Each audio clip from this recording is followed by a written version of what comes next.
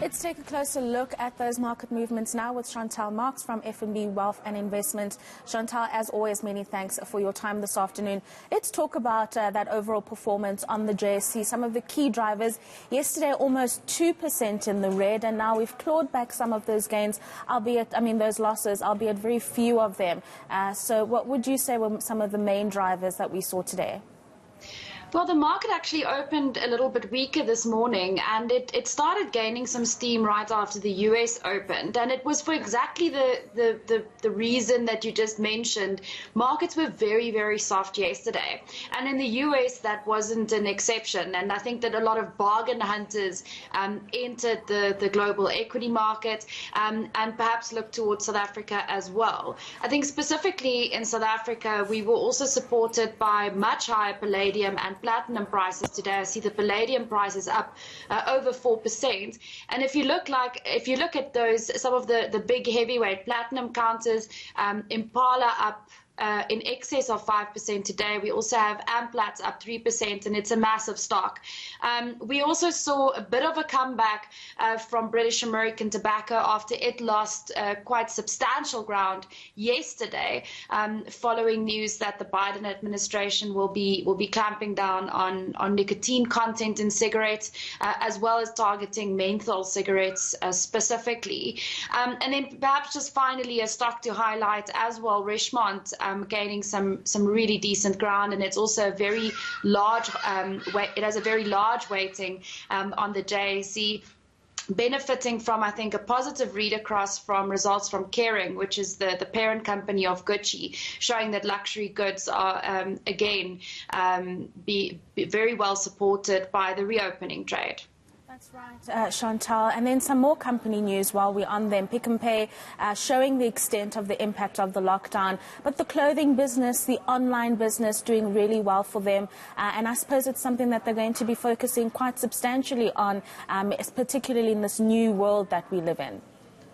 Yeah, it was actually, we had a trading update a few weeks ago, but what's also quite interesting out of these numbers are the fact that their core grocery division also did quite well, and they actually managed to gain a little bit of market share.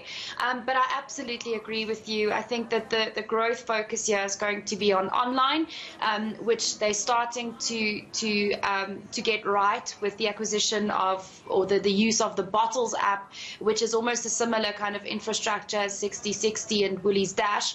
And then I think the clothing business has been fantastic. Just anecdotally, I personally buy all my child's clothing at Pick n Pay Clothing. Good quality, really decent price points, and I think that it will resonate with the rest of the market as well. What about the strategy of theirs, or one of their strategies, Chantal, opening more lower income earning stores, if you will, or stores for the lower income earner, like Boxes, expanding on that particular market?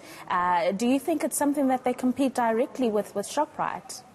Yes, absolutely. I think that it's a really great space to be in, because you don't have an oversaturation of the formal market in many of the areas in which they're planning to go into.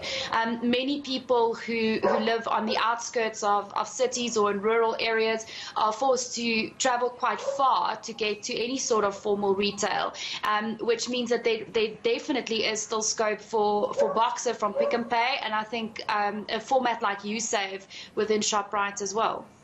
And then finally, inflation data. So we're seeing food inflation on the rise, but overall inflation remaining subdued. What did you make of that data that came out today? Yeah, so these numbers were more or less in line with our expectations. I think what was quite surprising was that core inflation, which removes some of the more volatile categories, was actually below expectations. And I think that it's very true that you're saying at the moment inflation is being driven by food inflation mostly, to a lesser extent transport, which also increased, I think, by 3.8% year on year in the month relative to 1.2% 2% the month before. And I mean, we know what's been happening to fuel prices, so that also makes sense.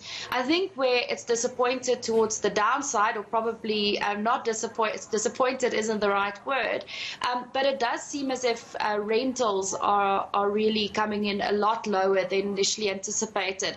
Of course, it makes up quite a big chunk of South Africans' day-to-day expenditure, but a lot of landlords not able to pass through inflationary increases or previous years' inflationary increases to their tenants. Lower interest rates also playing a role there, I think, and then obviously quite benign economic conditions. Chantal Marx from FNB Wealth and Investments, thank you for your time this afternoon.